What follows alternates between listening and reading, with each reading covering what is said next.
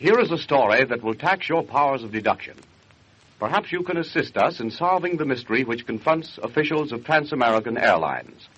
To aid us in the investigation, the United States Department of Justice has detailed Miss Irene Delroy, clever girl operative, to bring the guilty person or persons to justice. Now, here is our problem. Within a period of 3 weeks, Trans-American has lost 3 of the newest type airmail ships in a very mysterious manner. In each case, the pilot, flying through night and bad weather, reported that the ship's motor cut out over mountainous country, forcing him to leave the ship by parachute. Upon locating the wreckage, officials of Trans-American found the mail apparently safe, but were astounded to hear that in each case, a valuable shipment of government securities was missing. Irene Delroy of the Department of Justice, Tom Powers, General Manager of Trans-American, and his board of directors are awaiting the return of Andrews, pilot of the ill-fated 601, the last ship to crash. I tell you, Andrews knows something about this. How do we know his motor cut out on him? We have only his word to go on. Suppose it didn't. Then what? Do you mean to imply, Powers, that there's some connection between Andrews and the airmail thieves? Why not? We've lost 3 ships, counting the one tonight. Andrews was the pilot in each case, the only man in the ship. You don't hear about the motors on our passenger lines giving trouble. Why should the mail planes? Most of all, why should Andrews get all the bad breaks? But, Powers, don't lose sight of the fact that heretofore Andrews has been our best pilot. He's been with us since we organized this company. Why should he want to deliberately wreck $80,000 worth of our ships? What is your opinion, Miss Delroy? Well, you should not overlook the fact that in each case there was a valuable transfer of government securities. I know how you feel about Andrews, Temple. You watched him grow up and aided him where you could. He's engaged to marry your daughter. But men have been known to crack before, especially where the stakes were high. What do you mean, Powers? Just this. I know that for the past few months, Andrews has been trying his luck in the market. He's been gambling on rather risky stocks. Now, I'll tell you something you don't know. 2 days ago, Andrews sold all his holdings in Trans-American. How do you know that? The broker who has been handling Andrews' account told me. What's more, he told me that Andrews is hard up. It's preposterous. Andy is not the man to gamble away what little money he has saved. I can show you the stock transfer tomorrow. The trouble with you, Temple, is that you're too soft-headed for a job like this. Soft-headed, eh? Listen. I believe we will get farther if you gentlemen will assist me by answering a few questions. Sorry, Miss Delroy. Mr. Powers believes that the pilot might have had something to do with this case. Can you tell me, Mr. Powers, if there was any way for Andrews to know that the particular shipment he was carrying was of unusual value? You mean, any way he could know that he was carrying securities? Yes, that's the question. I don't know. I suppose he could have found out some way. Where do you receive the mail from the post office? Just outside this door in the receiving room. Mm-hmm. How long does it take there before it is loaded onto the plane? Oh, not long, possibly 20 minutes. I see. Can you tell me, is the mail ever opened or sorted in the receiving room before it is loaded into the plane? Very seldom. Sometimes, if there's too much weight in one bag, we divide it into 2 containers. However, this is done before the proper authorities. Do you remember if the eastbound pouch was opened here tonight before it was loaded into the plane? Yes, it was opened and divided while the post office men were here. Who ordered it opened? I did. For a reason? Yes. We were carrying a rather large load of express on tonight's eastbound. I wanted to distribute the load more evenly. These new fast mails have a tendency to be a bit nose-heavy as it is. Were you present when the pouch was emptied? I believe I was, at least part of the time. Well, did you see the government shipment? If I did, I didn't recognize it. Can you tell us if Mr. Andrews was present when the pouch was emptied? Well, that I can't say. He may have been. Then again, he may not. Yes? There's a gentleman here to see you, Mr. Powers, a reporter. What's he want? I don't know, sir. Tell him we have nothing to say. Well, that's no way to receive a representative of the press, gentlemen. What do you want? I'm Gifford of the Star. Say, I hear you lost another ship tonight. Jimmy!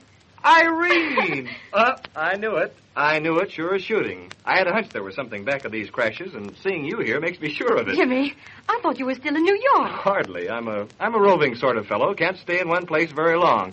You've got to keep traveling to keep ahead of these news hounds, you know. Say, let me look at you. Still as good looking as ever. Jimmy, please. Did you get my letter? Jimmy, we're here on serious business. All right. Say, what's up? Nothing as yet. And see here, Gifford, if you'll come around in the morning, we'll furnish you with a statement. Right now, we have other things on our minds. Exactly. And I'm thinking that the other things you mentioned will be more important than that statement you'll give me in the morning. That's enough. You weren't invited, so get out. Now, Powers, you forget you're talking to the press. You wouldn't want me to print a story saying that an official of Transamerican threw a reporter out on his ear, would you? I said get out of this office. Now, Mr. Gifford, if you have a few questions that won't take too long, perhaps we could... Fine. Now, I knew you'd be only too glad to help me out.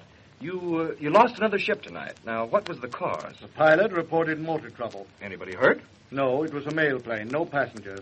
I presume the pilot bailed out. Who was the pilot? Andrews. You mean Andy Andrews, the war flyer? I believe he had some war experience. That's the third time he's ripped the sack, isn't it?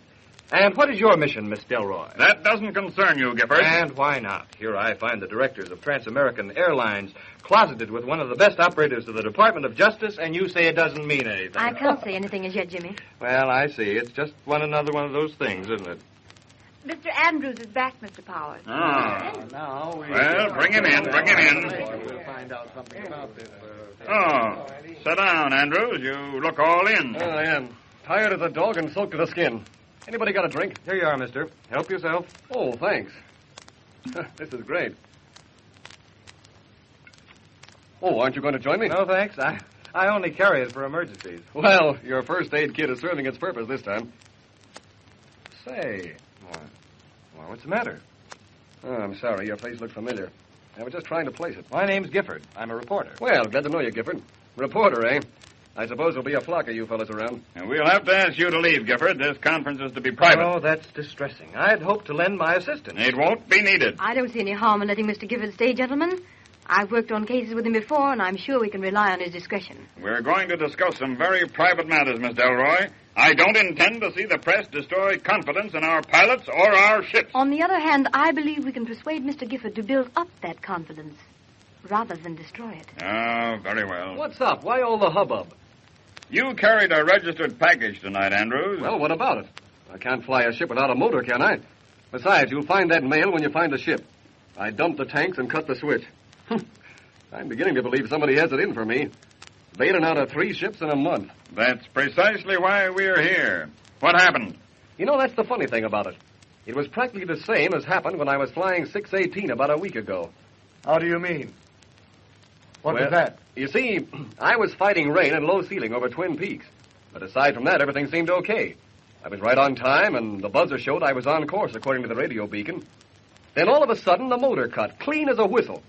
I pumped the throttle, but no soap. I switched on to both mags, but still she wouldn't pick up. I could see there wasn't a chance to land the ship, so I did the only thing there was to do. Dumped the tanks, cut the switch, radioed Metro, and bailed. That's all. What seemed to be the trouble with the motor, old man? Ignition. If it had been gas, the motor would have spluttered once or twice at least. How high were you when you were flying? About 4,800.